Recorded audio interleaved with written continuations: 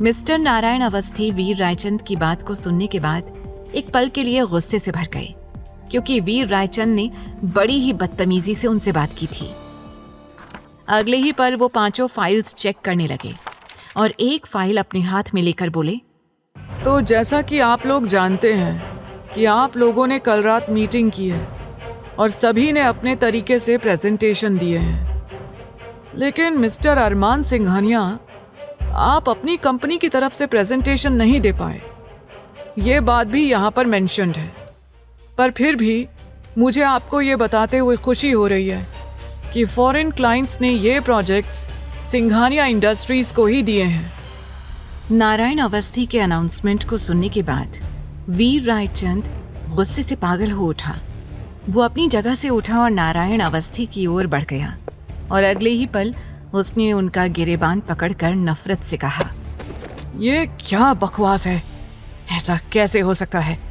वो प्रोजेक्ट्स सिर्फ मेरे हैं, वो सिंघानिया इंडस्ट्रीज को कैसे जा सकते हैं?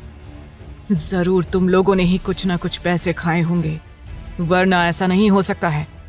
वीर रायचंद बुरी तरह से चीखने चिल्लाने लगा था और उसकी इस हरकत के बाद नारायण अवस्थी भी अपने कंट्रोल से बाहर हो गए। उन्होंने तेज आवाज में कहा, सिक्योरिटी! नारायण अवस्थी की आवाज सुनकर कुछ ही देर में वहां सिक्योरिटी गार्ड्स आ गए और वीर रायचंद को पकड़ लिया। नारायण अवस्थी गुस्से में बोले, अपनी हद में रहो वीर रायचंद, तुम इस तरह से एक रिस्पेक्टेड पर्सन पर इल्जाम नहीं लगा सकते हो। हम अपनी तरफ से कोई फैसला नहीं सुना रहे हैं, ये फैसला खुद फॉरेन क्लाइंट्स का है जो हम यहाँ बस बता रहे हैं। एक और बात मैं आपकी जानकारी के लिए बता दूं, कल रात आपने जो फॉरेन क्लाइंट्स को अपने सैंपल के तौर पर कुछ ज्यादा ही क्वांटिटी में प्रोडक्ट्स भेजे हैं, वो भी अब आपको नहीं मिलेंगे। वो सब भी अब रद्द किए जाते हैं। ऐसा कहकर मिस्टर अवस्थी प्रोजेक्ट की फाइल लेकर अरमान के पास आई। अरमान ने बिना किसी एक्सप्रेशन के उन पर सिग्नेचर किया। फिर नारायण अवस्थी वहां से निकल गए। वहीं अरमान मुस्कुराते हुए अपनी जगह से उठ खड़ा हुआ और धीमे कदमों से वीर रायचंद के सामने आकर खड़ा हो गया और अपनी शर्ट का कॉलर स्टाइल से ठीक करने लगा। वीर रायचंद गुस्से से बोला, आखिर कैसे किया तूने ये सब कुछ? तूने तो कोई मीटिंग ही नहीं की थी, तो फिर कैसे लगा तेरे हाथ ये प्रोजेक्ट? वीर रायचंद आगे कुछ बोलता इसके पहले ही अरमान सिंघानिया ने अपनी उंगली अपने होठों पर रख दी और धीमी आवाज में बोला, श्श।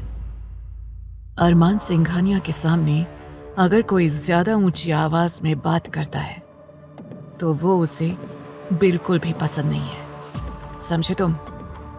वैसे तुम ये जानना चाहते हो ना कि कैसे किया मैंने ये सब कुछ? अपनी बात कहते हुए अरमान वीर के चेहरे को स्कैन करने लगा। वीर रायचंद जवाब जानने के लिए क्यूरियस हो गया था। अरमान ने मुस्कुराते हुए कहा, मुझे लगता है कि तुम्हारी इतनी औकात नहीं है मिस्टर वीर रायचंद कि अरमान सिंघानिया यहाँ खड़े होकर तुम्हें ये बताए कि ये सब कुछ मैंने कैसे किया है। अब वीर रायचंद तिरछी मुस्कुराहट से उसकी ओर देखने लगा और जहर उगलते हुए बोला, भले ही तूने ये कॉन्ट्रैक्ट हासिल कर लिया हो, लेकिन याद रखना, एक दिन मैं तुझसे सब कुछ सूद समेत वापस छीन लूंगा। अरमान उसकी बात सुनकर मुस्कुराने लगा। उसकी हंसी इस वक्त बहुत खतरनाक लग रही थी, जिसे देखकर एक पल को देव के चेहरे से पसीना निकलना शुरू हो गया, क्योंकि अरमान के इस तरह से हंसने का मतलब वो अच्छी तरह से समझता था। देव मन ही मन सोचने लगा, बॉस के इतना गुस्सा होने के बावजूद भी वीर रायचंद अभी तक जिंदा कैसे है? लेकिन तभी अरमान ने नफरत से कहा, मैं तुम्हारा इंतजार करूंगा वीर रायचंद। तुम कब आओगे और कब मुझसे मेरा सब कुछ छीनोगे? ऐसा कहते हुए अरमान ने अपने कॉलर को ठीक किया और जल्दी ही वहां से जाने लगा।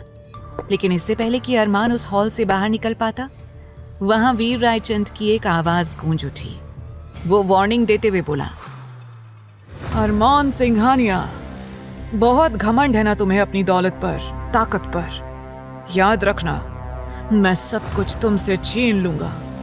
और साथ ही साथ तुम्हारी वो खूबसूरत बीवी भी, जो मैंने हॉस्पिटल में देखी थी।